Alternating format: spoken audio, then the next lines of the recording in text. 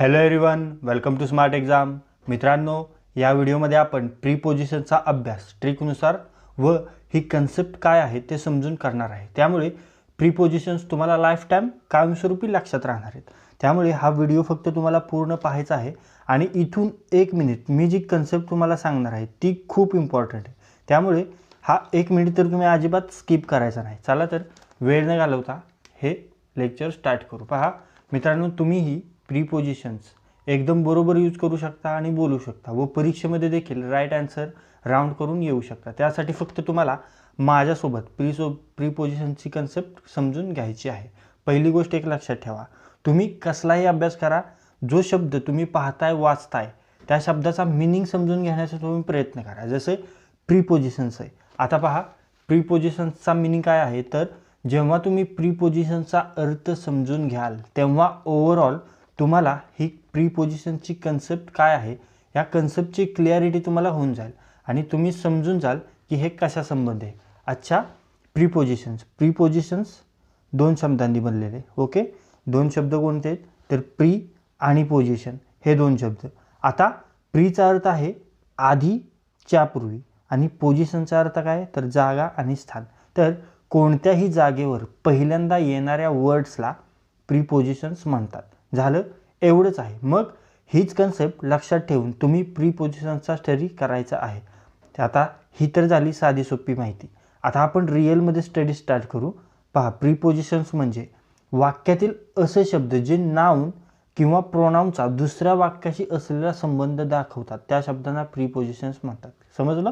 तर प्रीपोजिशन म्हणजे काय, तर वाक्यातील असे शब्द जे नाउन किंवा प्रोनाउनचा दुसऱ्या वाक्याशी असलेला संबंध दाखवतात त्या शब्दांना प्रीपोजिशन्स म्हणतात. म्हणजे साध्या सोप्या भाषेत सांगायचं झालं तर नामाच्या अगोदर जो शब्द आपण वापरतो त्या शब्दाला आपण प्रीपोजिशन बोलतो. ओके, मराठीमध्ये त्याला आपण बोलतो शब्दयोगी. म्हणजे नामाच्या अगोदर जो शब्द आपण वापरतो त्या शब्दाला आपण प्रीपोजिशन बोलतो. ओके, मराठीमध्ये त्याला आपण बोलतो शब्दयोगी अव्यय. राईट. आता तुम्हाला प्रीपोजिशन काय आहे हे व्यवस्थित समजलेलं आहे. मग अजून एक गोष्ट तुम्हाला सांगतो. प्रीपोजिशन्सनुसार तुम्हाला 3 गोष्टी समजतात. त्या 3 गोष्टी कोणत्या, तर डायरेक्शन, टाईम आणि प्लेस. त्यापैकी एक असते डायरेक्शन, दिशा, की कोणती गोष्ट कोणत्या डायरेक्शनला आहे. दुसरे आहे टाईम, वेळ. टाईम म्हणजे वेळ, कोणत्या वेळी हे काम झाले. आणि तिसरी गोष्ट आहे प्लेस, जागा, म्हणजे कोणत्या ठिकाणी कोणत्या जागेवर. तर या 3 गोष्टींवर प्रीपोजिशन काम करते, डायरेक्शन, टाईम आणि प्लेस. तर ही सर्व बेसिक माहिती आपल्याला भेटलेली आहे. आता चला तर पाहू different types of prepositions. Okay, different types of prepositions. पहा, पहिला आहे अमॉंग. अमॉंग 2 पेक्षा अधिक असा उल्लेख जिथं असेल तेव्हा अमॉंग म्हणजे काय, प्लीज. याचं उदाहरण पहा, please distribute the sweets among the children.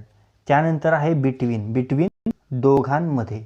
Distribute sweets between both of them म्हणजे दोघांमध्ये. त्यानंतर तिसरं आहे बियॉन्ड, बियॉन्ड च्या पलीकडे, च्या पुढे. एक्झाम्पल म्हटलं तर do not work beyond your capacity. त्यानंतर आहे इन, इन म्हणजे सीमेचे आत, नामपूर्वी वापरतात हे. ओके, आणि I am sitting in the car हे त्याचं उदाहरण झालं. आता इनचा वापर कालखंड संपल्यावर करतात आणि कालखंड संपण्याच्या आत कशाचा वापर करतात, तर तो करतात विदिनचा वापर. याचाही अर्थ आत आहे. मग याचं उदाहरण पहा, if you do not live within your means you will soon come to grief. Okay, त्यानंतर पहा ॲट, निश्चित वेळ, च्याकडे जाताना. Example, my son has return to me that he will be coming home at Diwali. Okay, त्यानंतर into, इंटूचा अर्थ काय आहे, तर बाहेरून आत म्हणजे एका अवस्थेतून दुसऱ्या अवस्थेत. राईट. मग याचं उदाहरण काय आहे, तर it is dangerous to enter in to the enemy camp. Right. त्यानंतर अबाउट, अबाउटचं मीन काय, तर च्या आसपास, च्या विषयी, च्याबद्दल, जवळजवळ, साधारणपणे. राईट. आता अबाउटचं मिनिंग पहा, the mother was anxious about the safety of her son. मित्रांनो, हे लेक्चर तुम्हाला युजफुल वाटत असेल, हा कॉन्टेंट तुम्हाला युजफुल वाटत असेल तर या लेक्चरला लाईक करा आणि हे लेक्चर तुम्ही पहिल्यांदाच आपल्या स्मार्ट एक्झाम चॅनलवर पाहत असाल तर आपल्या स्मार्ट एक्झाम चॅनलला सबस्क्राईब करा. त्यानंतर पहा सिन्सपासून म्हणजे घटना सुरू झाल्याची निश्चित वेळ दिली असेल तर सिन्स वापरावे. ज्या वाक्यामध्ये बी नसेल तिथे देखील 100% सिन्स हे प्रीपोजिशन येतं, हे लक्षात ठेवा. म्हणजे घटना सुरू झाल्याची निश्चित वेळ दिली असेल तर सिन्स, आणि ज्या वाक्यात बी नसेल त्या वाक्यात 100% सिन्स हेच प्रीपोजिशन असते. इथे पहा बीन आले, मग I have been living in Pune since 2002. Okay. त्यानंतर पहा फ्रॉम च्याकडून, च्यापासून, च्यामधील. एक्झाम्पल काय आहे तर he was coming from Delhi आणि you shall refrain from telling lies. म्हणजे च्याकडून, च्यापासून याचं फ्रॉमचा मिनिंग होतं आणि च्यामधील. त्यानंतर फॉर च्यासाठी, च्या जागी. Example the newly elected leader vowed to fight for the poor people. Okay. पुढे पाहू टुवर्ड्स, च्याकडे जाणे. Example she had her back towards me. त्यानंतर ओव्हर काही अंतर सोडून, एका टोकापासून दुसऱ्या टोकापर्यंत. There is a bridge over the river, we need a roof over our head. आणि there is a fan over your head. त्यानंतर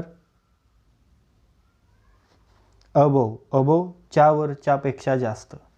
ही is courageous, polite, gentle, but above all he is very Nobel.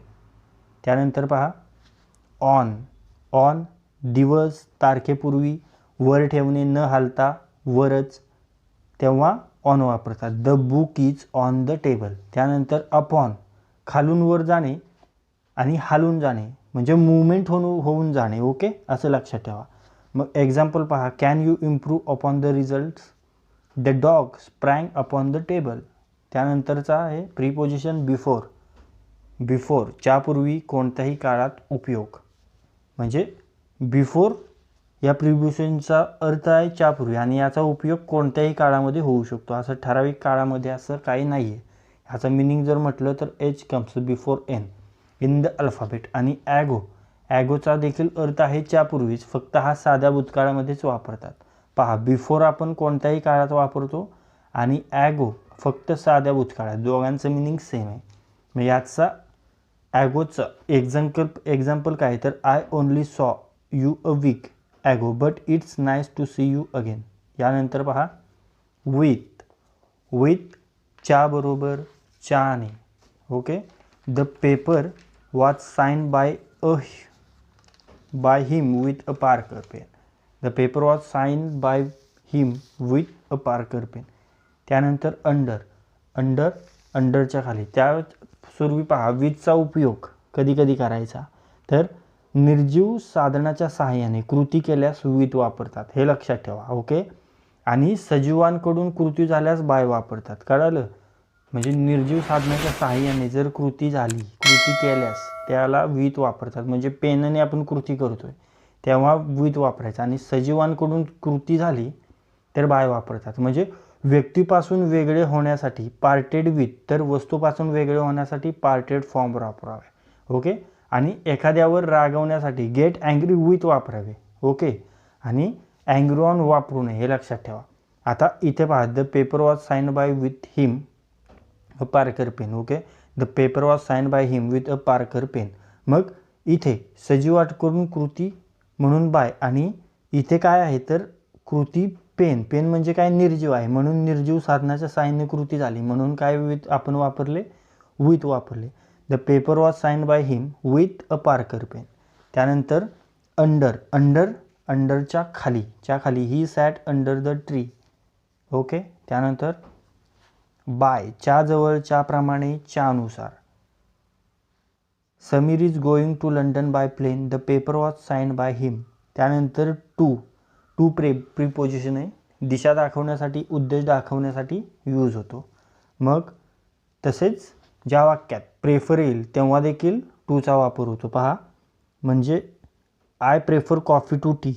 Simple आहे, I prefer coffee to tea. म्हणजे ज्या वाक्यात prefer येईल तेव्हा देखील टूचा वापर करतात. आणि इथं एक्झाम्पल पहा Ram is going to college, we must prefer milk to tea for good health. यानंतर ऑफ चा ची चे. He was unjustified in accusing us of theft.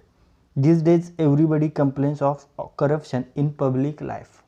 यानंतर off O double F off बंद करणे, तुटणे, अलग होणे. मग a large number of villagers prefer to marry off girls when they turn 18 instead of letting them continue their studies. हे झालं example of प्रीपोजिशनचं. O double F. पुढे पहा, ॲक्रॉस ला ओलांडून, च्या पलीकडे. We took a ferry across the river. त्यानंतर अलॉंग च्या बाजूने, कडेकडेने. We walked along the beach. बरोबर जाणे. They get along with each other very well. त्यानंतर थ्रू च्यामधून, कडून. आता थ्रू या प्रीपोजिशनचं एक्झाम्पल पहा. Ganga flows through a large part of India. The police car chase the robbers through the streets. त्यानंतर above च्यावर, अबव या प्रीपोजिशनचं एक्झाम्पल पहा. The people in the apartment above mine. त्यानंतर बिलो च्या खाली. Our apartment is below theirs. त्यानंतर पहा, अगेन्स्ट, अगेन्स्टच्या विरुद्ध, ला टेकून उभे राहणे. The fight against terrorism. Down खाली येणे. डाऊन या प्रीपोजिशनचं example. He ran down the stairs. Beneath च्या तळाशी, च्या खाली. बिनीथ या प्रीपोजिशनचं एक्झाम्पल आहे. The sky above us and the earth beneath us. आफ्टरच्या नंतर example. I went for a swim after breakfast. यानंतर काय आहे, बिसाइड च्या बाजूला, च्या जवळ. Madhu left her bag beside telephone. Besides च्या शिवाय. The old man needs shelter besides money. यानंतर पहा, मिड्स हे नाम आहे, याचा मिनिंग आहे मध्यभाग. आणि अमिड्स, अमिड्स हे याचा देखील अर्थ आहे मध्यभागी, पण हे आहे शब्दयोगी अव्यय. हे आहे प्रीपोजिशन अमिड्स. आणि मिड्स म्हटलं तर ते नाम आहे, आणि अमिड्स ते म्हटलं तर प्रीपोजिशन आहे. त्यानंतर मेक ऑफ च्यापासून बनवणे. मेक फ्रॉम एका वस्तूचे दुसऱ्या वस्तूत रूपांतर होणे. यानंतर फॅमिलियर विथ ओळखीच्या परिसरासाठी, आणि फॅमिलियर टू व्यक्तीच्या परिचयाकरिता. त्यानंतर येट अजून. I have not travelled. Eight या प्रीपोजिशनचा एक्झाम्पल आहे. I have not travelled by plane eight. तर मित्रांनो, या लेक्चरमध्ये आपण इंग्लिश ग्रामरचा महत्त्वाचा पॉईंट प्रीपोजिशन्स यावर डिस्कशन केले आहे, ज्याचा तुम्हाला येणाऱ्या तलाठी भरती, कृषीसेवक, आरोग्यसेवक, तसेच ग्रामसेवक यासारख्या परीक्षांसाठी, तसेच ग्रुप सीच्या परीक्षा, तसेच MPSC कंबाईनच्या मेन्सच्या परीक्षा यासाठी या लेक्चरचा तुम्हाला फायदा होणार आहे. जर हे लेक्चर तुम्हाला युजफुल वाटले असेल तर या लेक्चरला लाईक करा. हे लेक्चर आपल्या कमीत कमी 10 मित्रांसोबत शेअर करा. आणि हे लेक्चर तुम्ही पहिल्यांदाच या आपल्या स्मार्ट एक्झाम चॅनलवर पाहत असाल तर या आपल्या स्मार्ट एक्झाम चॅनलला सबस्क्राईब करा. तर लाईक करा, शेअर करा आणि सबस्क्राईब करा. थँक्यू.